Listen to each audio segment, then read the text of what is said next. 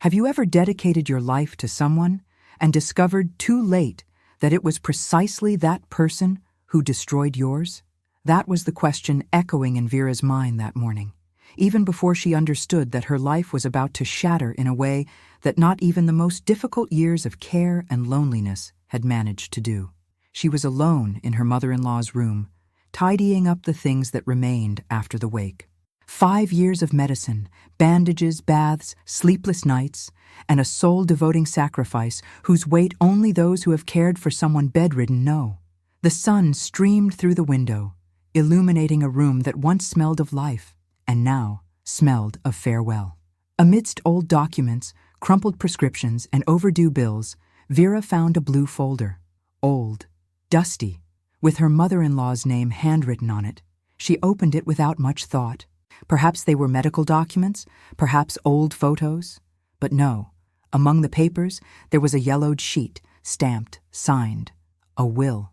Vera's hands trembled strangely, not from fear, but from something deeper, something that warned, don't open it. But she opened it and read. Each word was a slow, careful, cruel stab. I leave my house and all my savings exclusively to my son, Julio, and I ask that he stay away from Vera because she was never worthy of our family.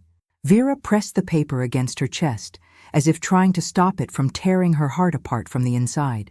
Tears came even before the pain could be explained.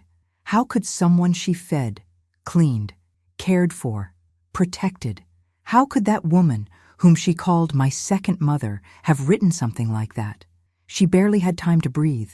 Julio appeared in the doorway, and when he saw the document in her hands, he didn't try to hide it, nor was he surprised. He simply said, with a coldness she had never heard in that voice, "You'd better find another place to stay." He took a step forward. "The house isn't yours. It never was." Her soul dimmed a little. In that instant, Vera realized that the love she had given for so many years had no recipient. It had no return, and it had never been seen. What she didn't know, yet, was that the truth about that betrayal was much worse than the will, and that fate was about to turn the story upside down.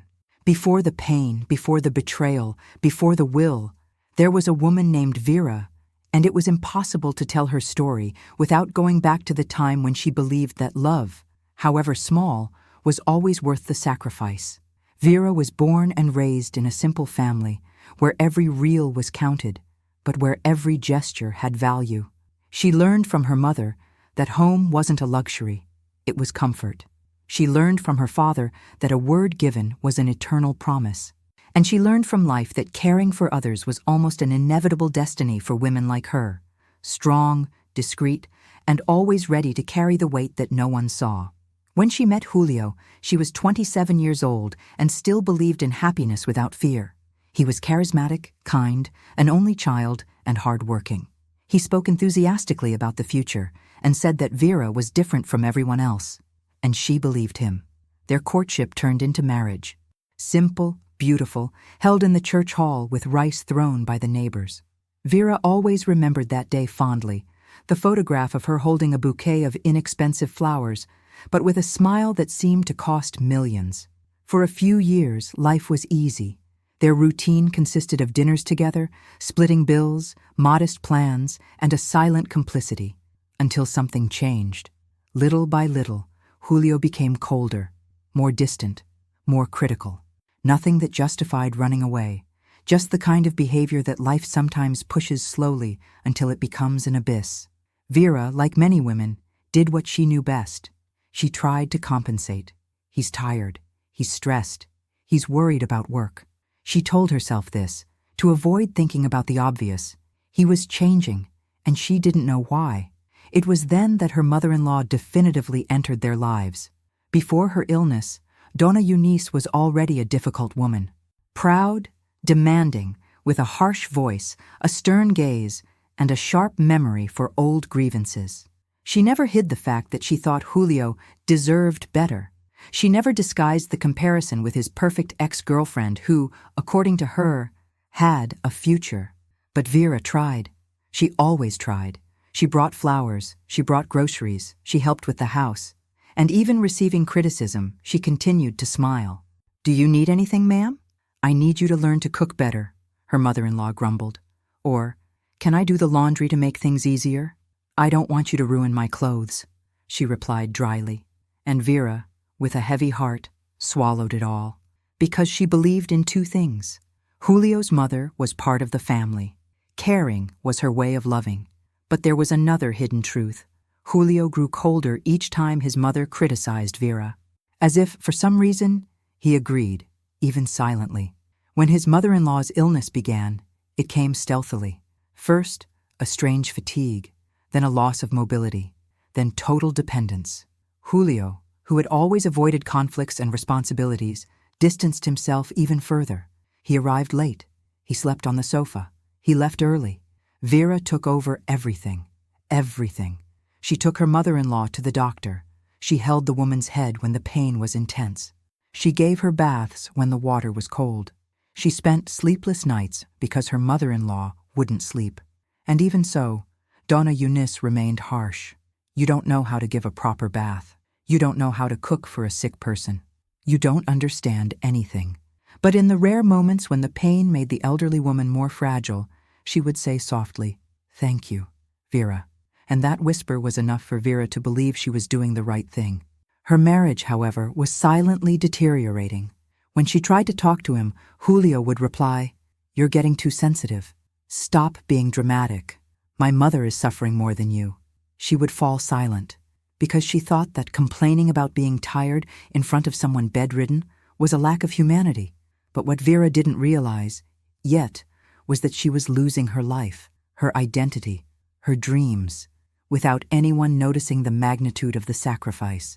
Or perhaps someone had noticed, but simply didn't care. When Donna Eunice became completely dependent, Vera practically ceased to be a wife. She became a caregiver. Whole days, whole nights, a calendar that had no end. Her mother-in-law's relatives almost never showed up. But when they did, they criticized. "The house smells strong. I think she's lost weight. You're not taking good care of her, Vera." And Julio? He agreed, with the silence, with the look.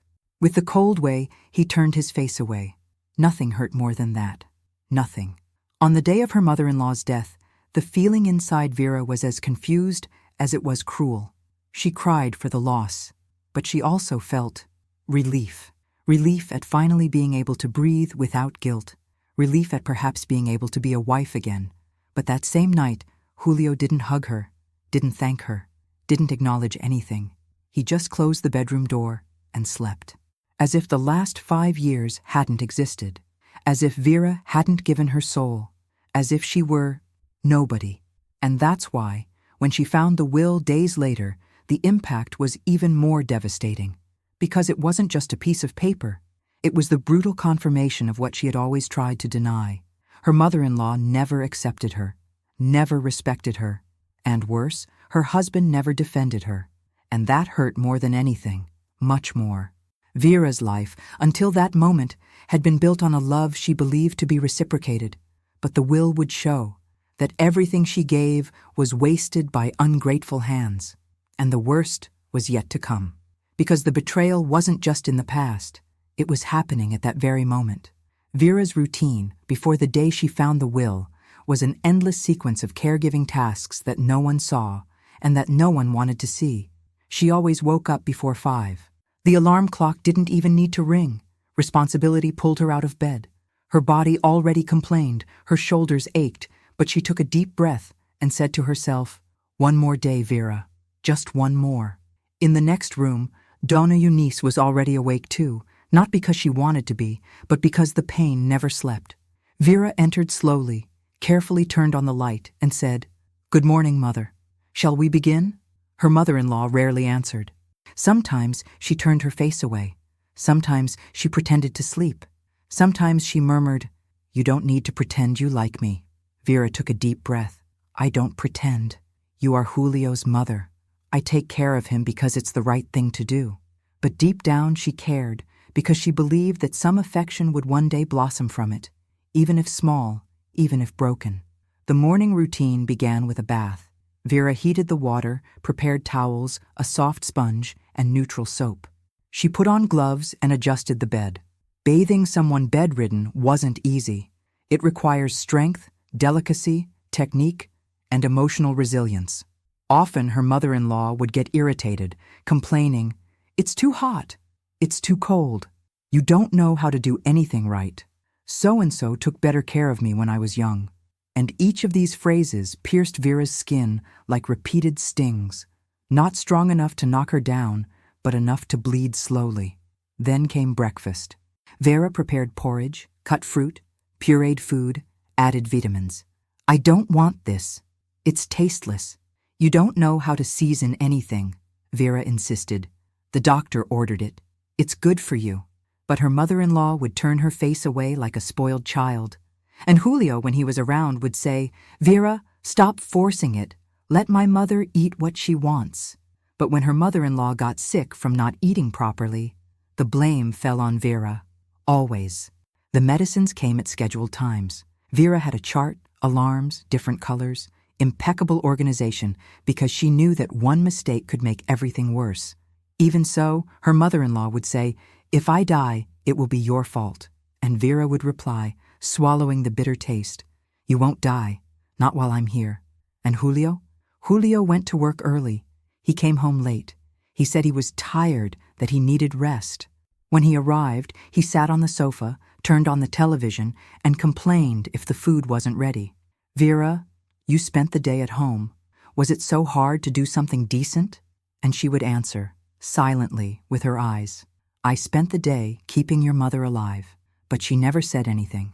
Out of fear, out of habit, out of love. Over the months, the house ceased to be a home. It became a sick room. The sheets smelled of medicine. The walls were always silent. The television was on to keep her mother-in-law company, but no one really watched. And Vera began to lose herself in her own life. She had no time to take care of herself, no time to rest, no time to be a wife. The marriage became mere cohabitation. Conversations with Julio were short. Did Mom eat? Did she give her medicine? Did the doctor call? Are the diapers finished? Nothing more than that. There was no affection, no touch, no conjugal life. And, little by little, Vera began to feel that she had become invisible. In the mirror, she saw a tired woman, with deep dark circles under her eyes, marks around her eyes, and an expression she no longer recognized. But what hurt most wasn't the physical exhaustion. It was the emotional abandonment. Her mother-in-law, even when ill, always found the strength to criticize. The relatives came once a month, and even staying only an hour, they left saying, "Poor Dona Eunice. We can see she's suffering. Vera should be more careful." Then they left, without helping at all. And Julio? With each criticism, he fell silent. With each comparison, he avoided looking at his wife. With each complaint from his mother, he said, "Mother never speaks ill of her. You know how she is." But the hidden truth there, shining like a blade, was simple. He believed his mother. He never believed Vera. His mother-in-law's death came on a cold morning. Vera was exhausted, but present. She touched the old woman's hand until her last breath. She prayed beside the bed. She did everything she could, and more. When the woman finally rested, Vera felt a lump in her throat. It wasn't just sadness. It was something deeper. It was relief, and immediately afterward, guilt for the relief. Because caring requires love, but it also requires renunciation and longing for oneself. And in that instant, with her mother-in-law deceased, Vera imagined that hell had ended, that now she could start over with Julio, that they could travel, rest, talk, that they could, finally, live. A small breath of hope was born within her, a breath that would last only a few days, because the real hell was still hidden in a forgotten piece of paper at the bottom of a drawer. And when Vera discovered the will, it wouldn't just be her mother-in-law's death that would hurt her. It would be the death of truth, of marriage, of trust, and of a whole life dedicated to someone who never deserved it. When Donna Eunice died, the house seemed to breathe a strange silence. Vera, for the first time in years, opened the windows without haste. The breeze entered slowly, moving the curtains, as if it wanted to air not only the room, but also her soul. It was strange to look into the room and not see her mother-in-law there. Part of Vera cried. Another part finally rested. She began to organize things, fold clothes, sort objects, not out of obligation, but because she thought Julio wouldn't have the courage. He always ran away from anything difficult. While rummaging through her mother-in-law's dresser, she found a faded blue folder, old, full of yellowed papers. It seemed to have nothing special in it. Vera opened it out of curiosity. Medical prescriptions, old bills, medication notes, reports. And then, a brown envelope with her mother-in-law's handwriting, only for Julio. Vera's heart leaped in her chest, as if she knew what was about to happen. She hesitated, but the hesitation lasted only seconds.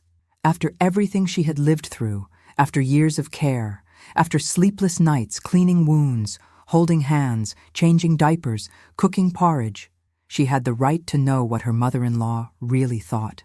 With trembling hands, she opened the envelope. Inside, a will. The air grew heavy.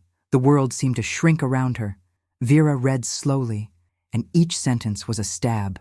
I leave my house and all my savings exclusively to my son Julio. She bit her lip. She swallowed hard. It's no problem, she thought. He's her son. It's fair. But the next sentence was the blow that destroyed everything. And I ask that he stay away from Vera, because she was never worthy of our family. Her hands opened. The paper fell to the floor. It wasn't just unfair. It was cruel. It was ungrateful. It was inhuman. The same woman Vera washed, fed, cared for, protected, cried for, had left it recorded in the only important document that she despised her. For a few seconds, Vera stood motionless, her eyes wide, her breath short, her chest tight, as if it were sinking. She leaned on the dresser, feeling her legs weaken, and she began to cry. It wasn't a loud cry. It wasn't a scream. It wasn't despair. It was that silent, ingrained cry that only comes out when the heart can no longer bear so much pain. A tear fell onto the paper, then another, and another. The will was marked by the weeping of the woman who dedicated years of her life for nothing. It was at that moment that she heard footsteps behind her. Julio entered the room. When he saw her holding the paper, he paled slightly, not from surprise, but from discomfort. You found it, he said. He didn't ask why she was crying. He didn't ask how she felt. He didn't try to comfort her. He knew what was there. He had known for a long time, and he never told her. Vera looked up, her eyes red, and asked in a weak voice, Julio, is this true? Your mother really wrote this about me? He shrugged. She knew who you were, he said coldly. Her chest burned. I took care of her, Julio. For 5 years. I did everything, the way she wanted. I stayed up night after night. Her voice faltered. She never liked me? Julio didn't answer immediately. He looked to the side. He fiddled with his wedding ring. He sighed. What matters is that she left everything to me, he said harshly. Vera felt a pang inside. Julio, did you know about the will? She asked, almost begging that it was a lie. He answered without hesitation. I knew. She took a step back. It seemed as if the ground was giving way. And why didn't you ever tell me? Julio pressed his lips together. Because there was no reason to. It's none of your business. Vera sank. It's none of your business. 5 years taking care of his mother. 5 years giving up her own life. 5 years wearing herself down, aging, becoming emotionally ill. And for him, it meant nothing. Julio approached, emotionless. Listen, Vera, the house is mine now. I think you'd better start looking for another place to stay. She blinked, incredulous. What do you mean? You can't stay here. It doesn't make sense. She swallowed her tears. Julio, this was my house too. We lived here together. This is our life. He shook his head. No, Vera, it was my mother's house. She left it to me. And you know, you have no right whatsoever. Those were the most violent words he could have uttered. More violent than any slap. More painful than any betrayal. He wasn't just tearing down her walls. He was taking away her dignity. Vera took a deep breath, trying to hold on to what little strength she had left. Julio, are you kicking me out? He looked at her with bitter coldness. I'm asking you to leave, that's all. And he turned his back, as if he were resolving a domestic problem, not destroying a life. Vera gathered her things in silence. A coat, a few pieces of clothing, an old wedding portrait, which she almost left behind, but didn't have the courage to. She left through the door slowly, without looking back, and when she heard the sound of the key turning from the inside, that's when she understood, with the devastating force of a cruel truth, she had loved for two, cared for two, carried for two, but she was being kicked out alone, and the house that had sustained the family for years now seemed like a prison that finally rejected her. Vera walked aimlessly down the street, tears streaming uncontrollably. Everything that sustained her, her marriage, her sacrifice, her purpose, had been ripped away with a simple piece of paper. But she didn't yet know that this pain had a name, betrayal, and that there was a second betrayal waiting for her, much deeper than the will. The night Vera left her own home was no ordinary night. It was a journey. She walked aimlessly through several streets, her bag clutched to her chest, as if trying to hold on to what remained of herself. Her head throbbed. Tears came and went uncontrollably, and the icy night wind seemed to pierce her clothes, her skin, her soul. She didn't know where to go. Her feet moved on their own, without direction, guided only by the need to stay away from that place where everything had collapsed. After a few blocks, she picked up her cell phone with trembling hands and called the only person left in her life. Tanya, her voice faltered. Can you see me for today? The friend on the other end of the line immediately sensed the desperation. Vera, what happened? I'll send the address. Come here now. Tanya opened the door before Vera even climbed the last steps of the building. When she saw her friend, her face paled. My God, woman, what did they do to you? Vera tried to smile, but her face wouldn't obey. Just let me in. Tanya hugged her without asking anything. It was the kind of hug you only receive from someone who truly cares, someone who doesn't need an explanation to offer a little solid ground. Vera collapsed into her arms, crying like a child, sobbing without being able to form words. And in that small room, smelling of coffee and home, she could finally fall without fear, fall without being judged, fall knowing that someone would catch her fall. Tanya waited for the crying to subside before asking, Vera, what happened to Julio? She took a deep breath, swallowed the lump in her throat, and she recounted it, her voice trembling from beginning to end. The care for her mother-in-law, the silent humiliations, the will, the expulsion, the cruel phrase saying that she was not worthy of the family. As she spoke, the doctor's eyes widened, not in surprise, but in indignant astonishment. When she finished, he sighed deeply, a heavy sigh which seemed to carry months, perhaps years, of silence. Mrs. Vera, he said seriously, you need to know that this will does not correspond to what Mrs. Eunice felt. Vera froze. What do you mean? The doctor adjusted his glasses. She suffered from dementia in her last months, and by law, any document signed during that period is invalid. Her mind was no longer sound. Vera's eyes widened. But, doctor, it was dated from the end of her illness. The doctor nodded sadly. I know. I was there. And I can affirm, in her last months, Eunice was not fully conscious. She confused names, thought dead people were still alive, questioned where she was, cried for no reason. Vera brought her hand to her mouth. The pieces began to move inside her. Doctor, her voice began to tremble. Are you saying that she didn't write that of her own free will? The doctor took a deep breath, measuring his words. Mrs. Vera, she wouldn't have the mental capacity to write or alter a will at that stage. Silence. Vera felt hot tears welling up. Then, why was this done? The doctor narrowed his eyes and said, with cutting honesty, because someone took advantage of her illness. The sentence fell on the air like a blow. Vera felt the air disappear. Julio, she whispered. Dr. Alvaro didn't answer, but his silence said it all. There's one more thing, he continued. Before she became seriously ill, Eunice spoke a lot about you. She said that you were the only one who truly cared for her. She said she wanted to thank her, that she had been too harsh during her life, and that you were, in fact, the best gift her son had ever received. Vera opened her hands and cried. She cried as if she were being cleansed from the inside. She cried because her mother-in-law, before the illness, loved her. She cried because all the humiliations perhaps hadn't been intentional.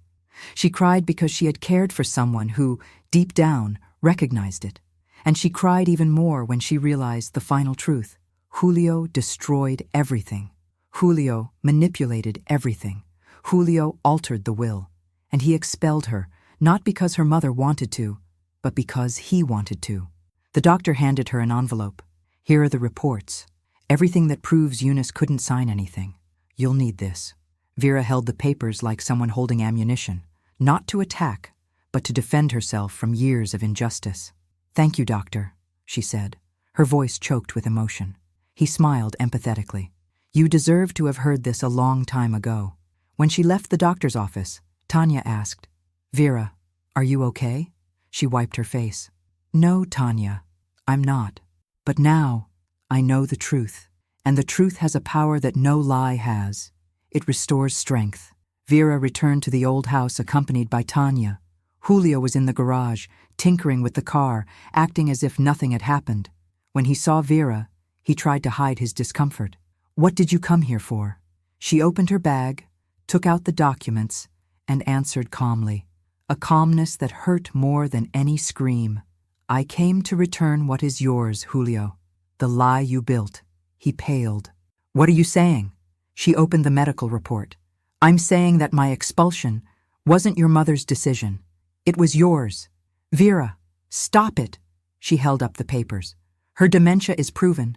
This will is invalid. And you knew it. Julio was speechless.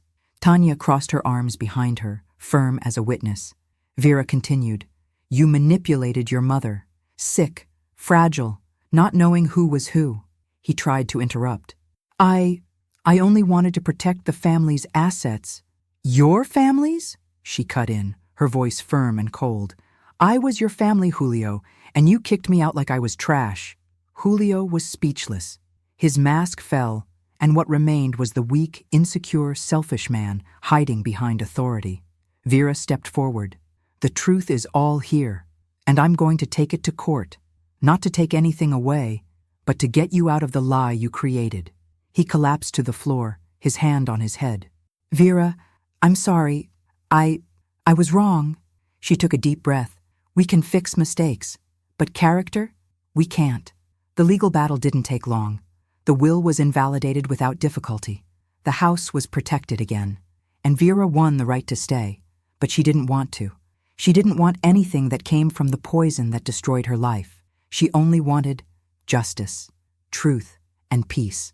And for the first time in many years, she had all three in her hands. When the trial ended, when the truth was finally recognized before the justice system and the world, Vera felt something she hadn't felt in a long time. Inner silence. Not the silence of pain, not the silence of someone who swallows humiliations, but the silence of a soul that finally rests. The house, which had been the scene of suffering, was now at her disposal, not by Julio's hand, not out of pity, not out of charity, but because it was the right thing to do. It was the least she could do. Even so, when the lawyer handed her the key, Vera didn't hold it with joy. She only looked at the cold metal and felt a pang. It was like holding the ghost of a life that no longer existed. Vera, now it's rightfully yours, said the lawyer gently. She only replied, right isn't home. In the following days, Julio tried to get closer. He sent messages. He called. She appeared at her friend Tanya's building, waiting for her on the sidewalk. She always said the same thing. Forgive me. I don't know why I did that. But she knew. It wasn't love. It wasn't confusion. It wasn't a difficult moment. It was selfishness. It was self-interest. It was fear of losing power. Vera didn't hate her, but she wasn't under any illusions either. Julio, she would say, in a serene voice, you lost me when you kicked me out of our house. Forgiveness is mine, but coexistence isn't. And she would walk away without looking back. Each time she did this, she felt a piece of her own dignity return to its place. Vera decided then to return to the house only once, to empty it. Tanya went with her. Opening that door was like opening a wound. The living room was the same. The smell, the same. The memories, intact. But something had changed. She, Vera, was no longer the same. She walked to the room where she found the will. She stopped before the bed. She ran her hand over the wood. She took a deep breath. "I gave so much to this place," she said softly. Tanya placed her hand on her shoulder. "And now it's time to give everything to life and start over." Vera gathered what she needed. Some clothes, a set of towels she had embroidered herself, the wedding album, not out of longing for Julio, but out of respect for the woman she once was, and the portrait she had of her mother-in-law when she was still lucid. Yes, she kept that portrait, because now she knew that that woman, the real one, not the one in the will, had seen her worth, and that mattered more than any signature. When she closed the door for the last time, Vera felt a strange sensation, almost light. "Are you okay?" Tanya asked. She smiled honestly for the first time in months. "I am free." Vera decided to sell the house, not out of revenge, not out of haste, but because some walls hold echoes that prevent us from starting over. With the money, she rented a small apartment in a simple and welcoming neighborhood. She organized everything calmly. Each new piece of furniture seemed like a blank page. For the first time in a long time, she made coffee just for herself. Hot, strong, fragrant coffee. No crowds, no obligations, no one calling her name to complain about something. She drank the coffee looking out the window and cried. But this time, it was a different kind of crying. It was crying with relief. As the months passed, life began to blossom unexpectedly. Vera became involved with a small group of caregivers in the community. Strong women, often invisible, who carried similar stories: abandonment, exhaustion, ingratitude, emotional burnout. She started by going as a listener. Then she became a volunteer. And without realizing it, she became a haven for other women who were experiencing what she herself had experienced. "You have a knack for this, you know," one of them said. "You have a calm strength that embraces you." Vera smiled shyly.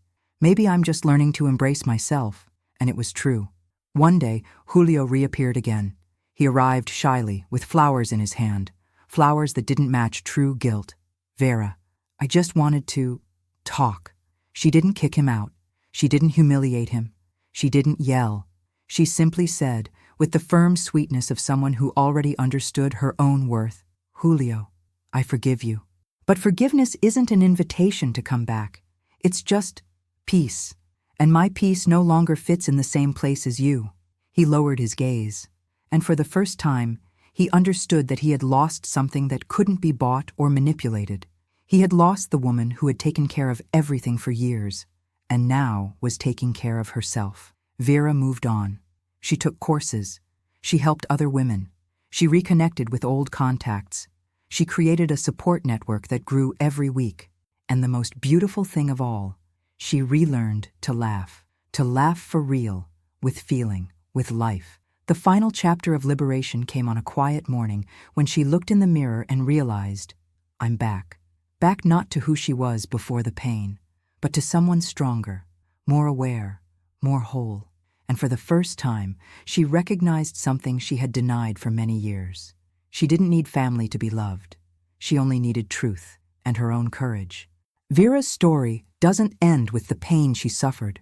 It ends, or rather begins again, the moment she finally understood something that many women take a lifetime to accept. No one loses when they choose their own dignity. They lose when they give their heart to someone who never knew how to receive it. Vera discovered that true love is not servitude. It's not silence. It's not carrying the whole family on your shoulders while no one asks how you are. True love is recognition. It's respect. It's looking into someone's eyes and knowing that there is reciprocity, even in difficulties. And what she experienced wasn't love. It was emotional exploitation disguised as family. How many women are like her? How many daughters-in-law care for sick mothers-in-law as if they were their own and yet are treated as intruders? How many wives dedicate years to the home and end up discarded without guilt, without remorse, without explanation? How many caregivers silence their own pain to keep others standing, and when they fall, they have no one to hold them? The hardest and most liberating truth is this: sometimes we lose even what we think is love to finally find the love that exists within ourselves. Vera found this love, not in others, but in herself. And that's why her story touches so many women, because it reveals a strength that is born precisely from the deepest wound. She learned that bonds are not maintained by obligation. They are maintained by choice. And when a choice is unjust, cruel, disloyal, life always restores dignity in the form of a new beginning. Vera started over. She reformed her own soul. And she understood that a woman's worth is not in how much she endures, but in the exact moment she decides she can't take it anymore. And you, who heard this story, how many times have you kept quiet so as not to hurt those who hurt you? How many times have you cared for someone who never recognized your devotion? How many times have you lost yourself trying to save a relationship that was already lost? Perhaps Vera's story is the reminder you needed today. Your worth doesn't depend on anyone's recognition. It exists because you exist. It's yours, even when the world tries to take it away. Now, before we continue, I have a special invitation for you, an invitation to something bigger than a video. Comment, like, and follow our channel, and become part of this community of women who overcome the difficulties and adversities that fate brings. Here, every day, we share real stories of strength, of pain, of rebirth, stories of women who, like you, deserve respect, a voice, and healing. Because no woman should face the world alone. And no woman should forget, you are stronger than you imagine, and your story isn't over yet.